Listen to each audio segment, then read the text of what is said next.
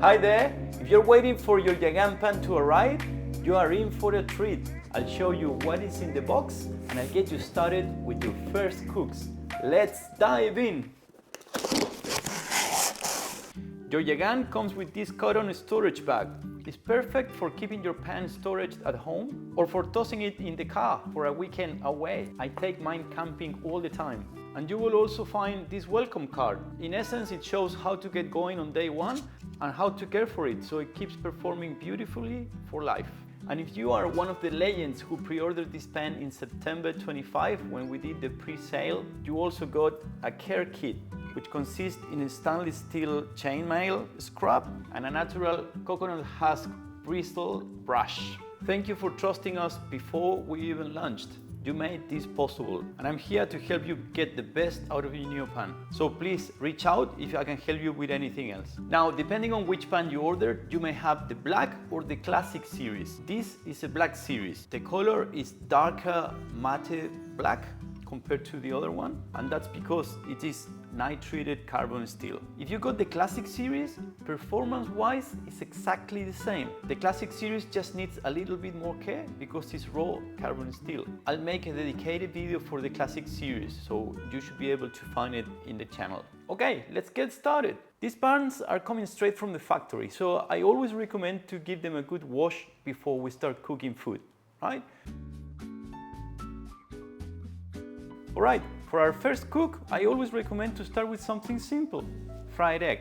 Now, first tip, pick the right burner, right? Even if you have induction, if you have gas cooktop, don't go with the little one. The little one is just concentrated heat. It's not good in general for cooking. I pretty much never use it. The larger one you have, it's gonna distribute the heat a lot more efficiently in the pan. A heavy pan like this one, the larger heat source, it doesn't mean that it's gonna cook hotter necessarily. You're going to cook low and slow without any problems, and the pan is gonna be a lot more even in terms of heat. That's one of the main variables to avoid food sticking. I always turn the heat first and I put the pan and I let it sit there using medium heat. I'm gonna do a video special for induction cooktops, but don't go level 10 from cold. The pans go through a lot of heat stress, so start slow. Start with number 2, a little bit, then you can crank number 3, all right? Every cooktop is gonna be different, you know yours. What I'm saying is that don't go full blast because that's not good. You're really risking warping the pan. This pan is gonna be super resilient, okay, compared to most pans, but still, I mean, it's just physics, all right? I normally, as I said, I turn the heat on and then I go to the fridge, grab stuff that I need, right? And then how do we know it's hot enough? What I normally do, I drop a few drops of water, right? It's evaporating very quickly now. Yeah, the pan is already quite hot. All right, for our first egg, I'm going to use what I call the double fat trick. This little method guarantees perfect eggs every single time. It's super simple. Start with a thin layer of your favorite oil. I'm using olive oil here. Coat the whole surface of the pan, including the walls. Then add a small knob of butter and spread it around as well. If you like, you can even pour out any excess fat. Just leave a light film on the surface. Now, I don't always cook my eggs like this.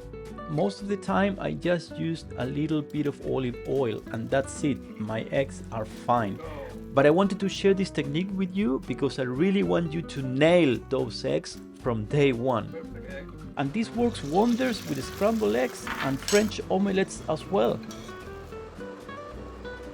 Okay, a couple of quick comments about oil quantity, because this always comes up. The only reason I use what it looks like a generous amount of oil is simply because it makes it much easier to coat the whole surface of the pan. Look here, when I try just a tiny drop, it becomes difficult to spread evenly unless you use a paper towel or something, and I don't really like that method. An alternative is to add a generous amount, swirl it around, and then pour out the excess. That works great too. Just for reference, in this cook, I used 1 teaspoon of oil and about 3 grams of butter. That's what I call a small amount. If you go much lower than that, you simply won't be able to cover the entire cooking surface. But feel free to experiment. You will find your sweet spot. And remember, the more you use your pan, the more naturally non-stick it becomes. There you go. Now you have the basics to get started. Just a couple of final tips. Some people get the hang out of this type of cookware very quickly. Like overnight, they will say, oh, this changed my life. Like, it's so easy. But sometimes it requires a little bit of practice. It's that you stick to it. Like, this is a proven material. It's been around for thousands of years in China, right? It's the same material as the Chinese wok, only that now this one is really thick. So this is the healthiest and the most durable type of cookware around. Just needs a little bit of practice. Get familiar with your kitchen settings and understand what your pan likes. If you're struggling with a little bit of sticking, let's do an elimination process. The main thing for me is making sure that the pan is clean, all right? Sometimes it will look clean, but it's not perfectly clean. There may be little bits of structured carbonized food or organic matter stuck into the pan. You can spot that very easily when you put water in the pan, like a very thin layer of water, and you tilt it like this, you will see some like legs, they're called, right? That means that there is something holding those drops of water in there. I think I'll do a video to explain this better, but anyway, don't feel afraid of using the chain mail. Just do it very gently. That one has very little rings, which gives a lot of point of contact, so you can very gently scrub it, and that's gonna help it clean the surface. The other thing is temperature control. You need to warm up the pan very well before adding the food. Now for that, you can drop some drops of water. If they evaporate quickly, that's good enough for me. If you prefer, you can go to the water test where the water starts like floating on top of the pan. In my opinion, that temperature is too hot. Like the oil is gonna start burning. You will see smoke, right? If you wanna do that test, that's fine. Just make sure you dial the heat down maybe a minute before adding the oil, okay? And that's it really. Let the oil heat warm up as well, and then add the food. And when you add the food, let it sit there for a couple of minutes. It will release on their own. Another important element to discuss is seasoning. Traditionally, these pans have been made of raw carbon steel. Raw carbon steel rusts very easily. So, over time, people discovered that heating oil at high temperatures, the oil polymerizes, forms like a glassy surface and covers the pan. It sticks to the pan really hard, okay? That protects the pans from rust, so that was great. But on top of that, that glassy surface is very sleek, so they discovered that cooking on top of that was really good. Now, you don't technically need seasoning to cook in these pans. Like, I've tested many times over the years, a completely unseasoned pan will cook pretty much the same, right? As long as the pan is clean and you heat it up in advance. This pan is nitrided, so it's a lot more resistant to rust than raw carbon steel. And that's why I don't think it needs seasoning. Seasoning in the sense that, okay, I'm gonna heat this pan a lot, I'm gonna do 5 layers of seasoning, as you may have read. A lot of people that do layers and layers on top, and it's like a competition who has more layers of seasoning in their pans. In my opinion, that's completely unnecessary, all right? If that's you and you enjoy the process, like, happy days. Like, at the end of the day, you need to do what works for you and what you enjoy. But it's not required.